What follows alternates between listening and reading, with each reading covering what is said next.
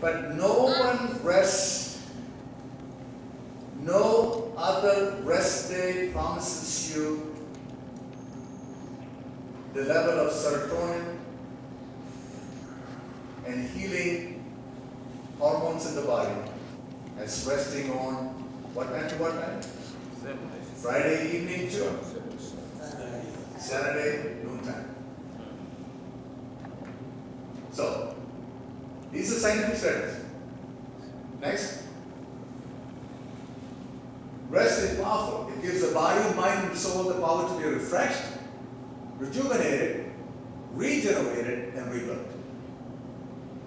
Not only the mind, but the body as well. Sleep is vital to health and should be considered as essential to a healthy lifestyle as exercise and nutrition. You know, a lot of us are very particular about what we eat, especially those of you that are Seventh-day Adventists. I know that you don't eat meat. Wonderful. But rest is just as important. We focus on physical rest, mental rest. This morning we talked about spiritual rest. Now we're going to talk some more about spiritual rest next Saturday at 11 o'clock service. Next. We said only about 30 to 40% of the people sleep less than 6 hours per night. How many hours of sleep do you need as an adult? 7 to 8 hours. If you're an infant, you need about 13 to 14 hours of sleep. If you're a toddler, you need about 11 to 13 hours of sleep. If you're an adolescent, you need about 9 to 11 hours of sleep. I remember a mom waking up and saying, "What's the matter with you? You're always sleeping." Well, I was always asleep. He was only 14 years old. And keep going. REM sleep. What is REM? Rapid eye movement. Rapid eye movement. Usually first occurs in the first 90 minutes after you fall asleep. It cycles along with non-REM sleep during the night. Eyes moves rapidly, the eyelids are closed, breathing is more rapid, heart rate and blood pressure increases, dreaming occurs, and arm and leg muscles are paralyzed. Is REM sleep good? Yes, it is good. It's part of the cycle. It's next one.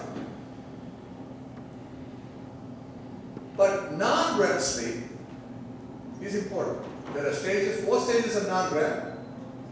Stage 1 is light, you can easily be awakened. The eye movements are slowing down. Stage 2, the eye movements stopping, slower brain waves. Next one. Stage 3, consider deep sleep. Difficult to awaken, brain waves are slow. Stage 4, consider deep sleep. Difficult to awaken, extremely slow brain waves. Now, the amazing thing is that if you go to sleep early, about 10 o'clock, within an hour and a half to 2 hours, you can get to stage 3 and stage 4. The best restorative sleep that the body needs is non-REM, stage 3 and stage 4. Okay. That's why it's important to go to bed early. Why is that? Because melatonin levels peak off at midnight and begin to go down. You want to get the benefits of melatonin in your body. You also want to get the benefit of non-REM stage 3 and stage 4 sleep before midnight. At the same time that the melatonin levels are high. Why? Because your immune system, God had hardwired immune system to peak and to function best during stage 3 and stage 4 sleep. What they've done is they've drawn blood on people during the stage 3 and 4 sleep when the melatonin levels are high, and what they have found is that the amount of T cells, those of you that are in the medical profession know this, the amount of T cells and cytokines. Cyto means killer, kine means it's a material that the killer solution in the body. The level goes up during the Stage 4, stage 3 and stage 4 sleep. When the melatonin level goes up. So, the whole idea is that the immune system is best rejuvenated by sleeping, getting that sleep, beauty sleep before midnight. When we were kids and we had a cold, mom would put us to sleep at about 9 o'clock in the evening. She said, why? We were sick, we need to sleep more. Because the body regenerates. Next. How much sleep is enough? We already said that. What they have found, the Adventist study found that even patients with mental diseases, when you go back in their history, you find that they have had inadequate sleep for many years prior to them becoming sick. Such as Alzheimer's. Isn't that amazing? Adequate sleep. Duration of sleep health survey. International survey showed that in 17,500 students from 24 countries, 7+ hours of sleep.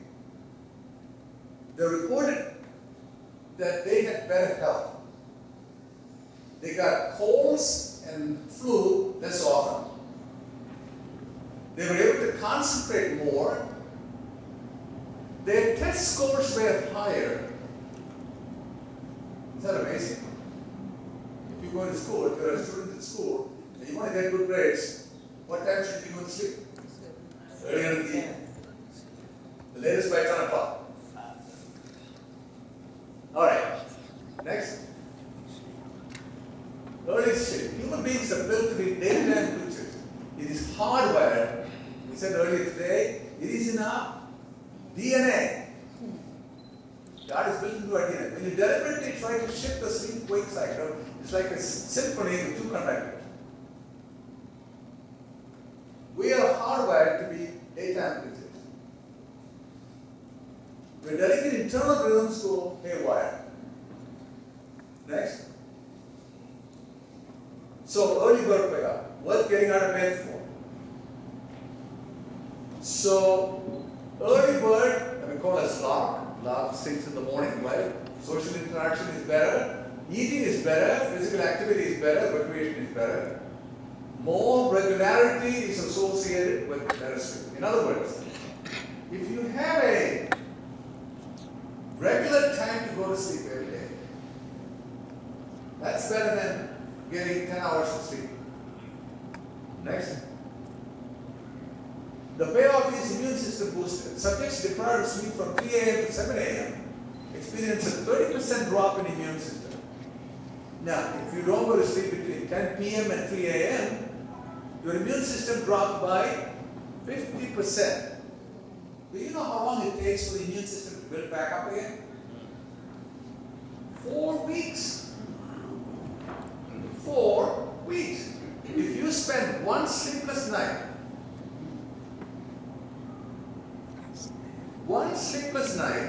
destroys your immune system for 4 weeks. You got to take great risk to catch a cold or a flu or some other diseases. That's why, by the end of the day, you got to get your mind in perfect peace. What does the scripture say? Thou hast kept it in perfect peace. Whose mind is stayed on thee. Is that beautiful? So, cast all your cares on him, for he cares for you. It is not something fanciful words. God really means what he says. In other words, you can have the roughest day. You know, they say that 90% of the things that we worry about has not happened. And the other 10% you really can't do anything about it.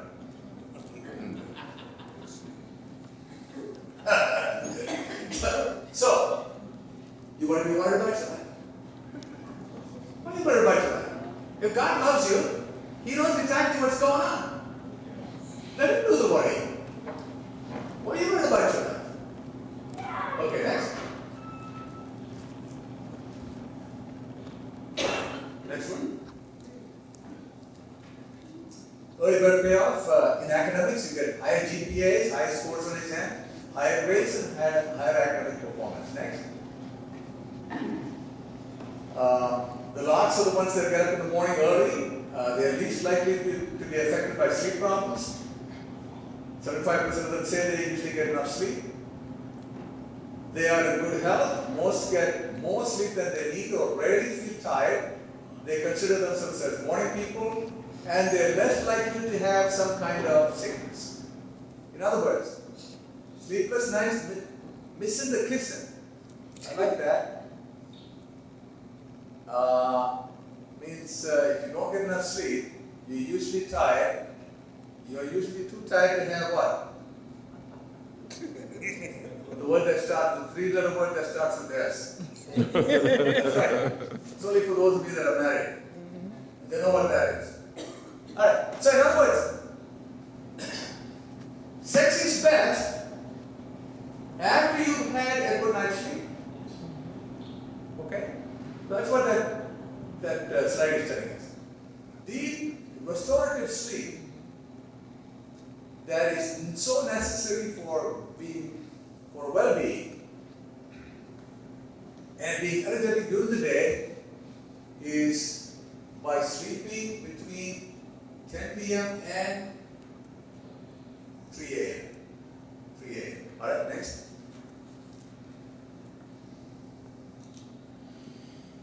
We talked about melatonin. Synchronizes the rhythms in the body, the heart rhythm, the breathing rhythm, the immune system, the nervous system. What part of the nervous system? We talked about that Friday. What part of the nervous system is influenced by lack of sleep and lack of melatonin? What part of the brain? The frontal lobe. What does the frontal lobe do for us? It's the seat of everything, basically, that make us human beings. Because that's 38% of our brain is the frontal lobe. In the dog, it's only 5%. So what differentiates us between a dog and a human being? Or a monkey and us? It's the frontal lobe. So frontal lobe is the most important part of our brain, and that is impacted by lack of sleep. Physiological rhythms diffuses into all cells, including blood-brain barrier. In other words, melatonin as a hormone affects the entire body, not just the heart or the lungs or the kidneys or the blood vessels. It goes through the blood-brain barrier into the brain as well. Next. Decreases cognitive function, deterioration in individuals with Alzheimer's, may help to manage elevated blood pressure and fights even wide array of cancers such as cancer of the breast, cancer of the liver, cancer of the lung, and the kidneys. It's amazing what this hormone can do. It prevents cancer.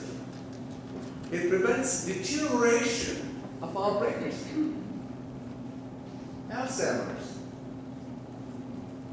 You see people that are getting old. If you go back and ask their history, you find that they haven't had good rest when they were young people, when children. They didn't go to bed early enough. They went to bed late. Yep. Next. Melatonin is precursor to good sleep. Highest we talk about when it happens, increases rapidly in the late evening, peaks after midnight, and then decreases in the morning. So we want to get that restorative sleep before midnight, from 10 o'clock in the evening to about 3, 4 o'clock in the morning. Okay, next. Alright, what affects melatonin? You should not, and you must not go to sleep with the lights on. I have a daughter that used to leave the lights on when she would go to bed. I had to wake up midnight and see the lights are on in the room, and I had to put the lights on. And she'd say, well, I can't sleep without the light. Wrong. You're not meant to put the lights on when you sleep. In fact, you're supposed to close the shades so that there is no lights whatsoever. Total darkness. The problem is that if there is any kind of light, it decreases the amount of melatonin that is produced in the body. The darker the room, the better the melatonin production. So, keep it dark. lights at night, in fact, there is a Finnish study found that 40% increase in risk of breast cancer in the totally blind. Nursing study found that night shift can increase the rate of breast cancer. Nurses work at night. You know that nurses that work at night, or people that work at night, have an increase in incidence of cancer. Is that terrible? Because God has not designed us to be night owls. God has designed us to have a circadian rhythm of 24-hour cycle, 12 hours day, 12 hours night. Next. Okay, ghrelin and leptin. Restricting sleeps boosts ghrelin, triggers hunger, and lack of sleep suppresses leptin, which triggers fullness. Alright. Now here we are very clear now. Two hormones that keep us trim. I'm a little bit here. I'd like to be like Joe. Alright. But what is it that, and I tell you why, I got a little bit of this here. Because chronic sleep deprivation over the last 45 years of my life, almost when I was doing my training of 80 years, I hardly slept every night. We were on call every other night. Every other night means every other night we didn't sleep. So we'd be working 36 hours, then be off 12 hours. Then after I got to practice, trying to build up a practice, I was on call just every night. Which meant that I got called at least once or twice a day. So lack of sleep, what happens with lack of sleep is that when you restrict sleep, it triggers the production of ghrelin, which triggers hunger. That means you eat. Whenever you wake up in the middle of the night, a phone call comes, and after you answer the phone call, you want to get down and eat something. Not good. Why is that? Because ghrelin is produced that triggers the hunger, so you eat something. And lack of sleep suppresses leptin that gives you the full feeling. In other words, if you sleep well, leptin level goes up so that you have fullness and you don't want to eat. The ghrelin level goes down with proper sleep. If you don't sleep, ghrelin level goes up, leptin level goes down, you're more hungry, less full, therefore you eat and you get obese. So you see the connection between lack of sleep and obesity. Why do you think America is obese? Lack of sleep. Lack of sleep. And the waistline has a direct relationship, those of you in the medical profession, has a direct relationship to what disease? Heart disease, absolutely. Nelly can tell you that. The higher the waistline, the greater the chances of heart disease and heart attack and hypertension. Forget about diabetes and arthritis and all those other diseases as well. Next. Alright, next. That's just to show the levels. Next. So, getting to bed early maximizes the benefits of this hormone. Growth hormone secretions occur as large also during the night. The largest and most predictable of these growth hormone peaks occurs about an hour after the onset of sleep.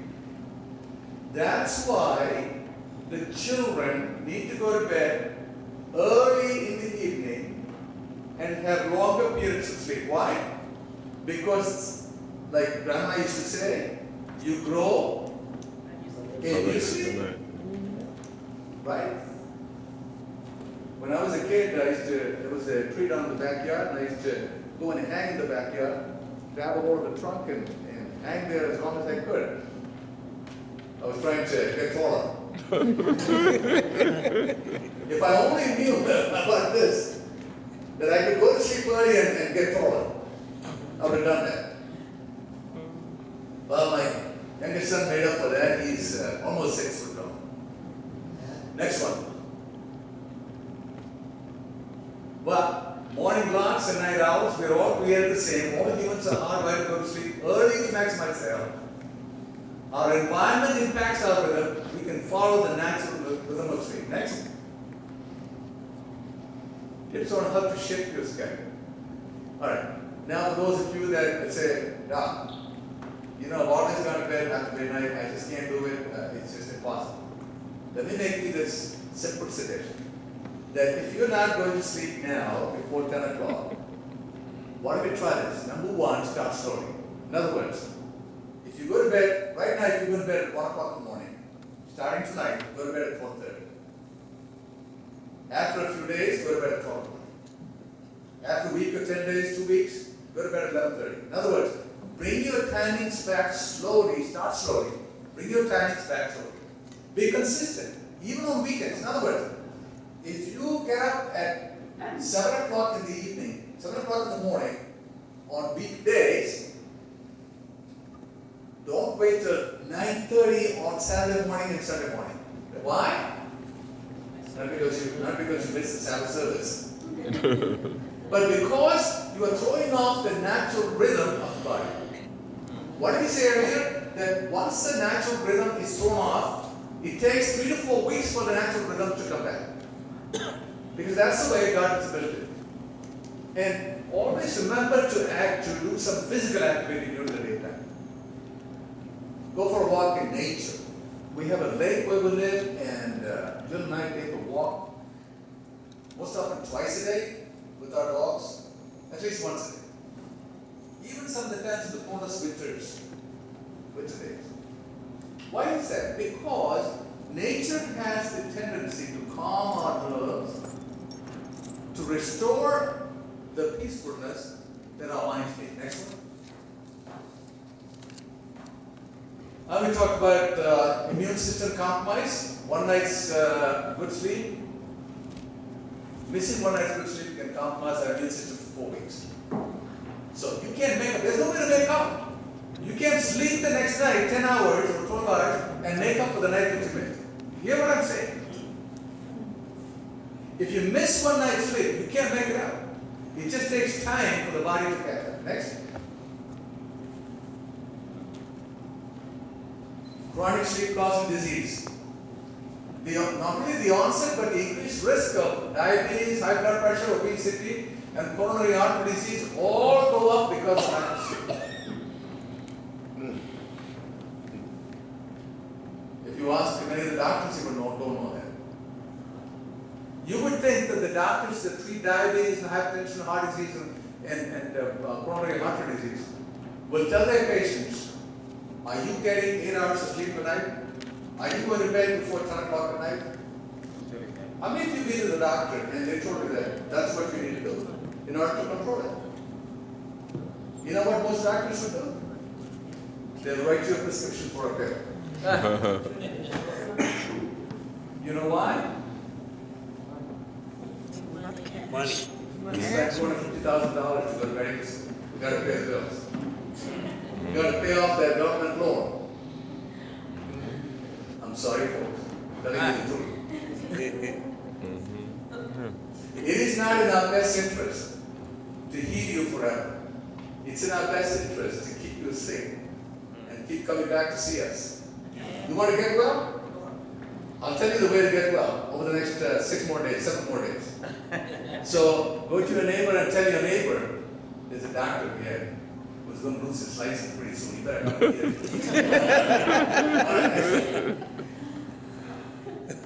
Sleep duration and BMI. BMI is body mass index. That is what tells us whether we are obese, overweight or not. And here's something very interesting. If you had less than 7 hours of sleep, what is your body mass BMI? What is your BMI? 30. If you get 7 to 8 hours, what's your BMI? 29. Look at your BMI when you sleep 9 plus hours. 28. Ideal. So the whole idea of keeping your body trim and lean is to get adequate amount of sleep every night. More than what you eat, more than what you drink. Adequate amount of sleep is just as important. Alright, next. How much sleep impact on the mind? It decreases the ability to perform tasks controlled by the frontal lobe. There it is again, frontal lobe. Throughout this lecture, we're going to be talking about the frontal lobe. Because it is the frontal lobe that keeps us the connection between us and God. that the frontal lobe is in the best possible shape so that we can plan, we can concentrate the motor performance, driving the car, for example. Lack of sleep will impact that. High intellectual skills, things that you want to do. In other words, imagine a surgeon who's going to operate on you when he hasn't had a good night's sleep. So what would be the question that you want to ask the surgeon when he comes in to operate on you? Good night rest. Exactly. If he says, I was up all night, we got him done. Cancel my surgery. Exactly. That's right. Exactly. Especially if it is a long procedure, 4 or 5 hours, brain surgery, heart surgery. I mean, an appendix is okay. We can handle an appendix after a sleepless night. But if I got to do a liver resection, take out your pancreas for cancer,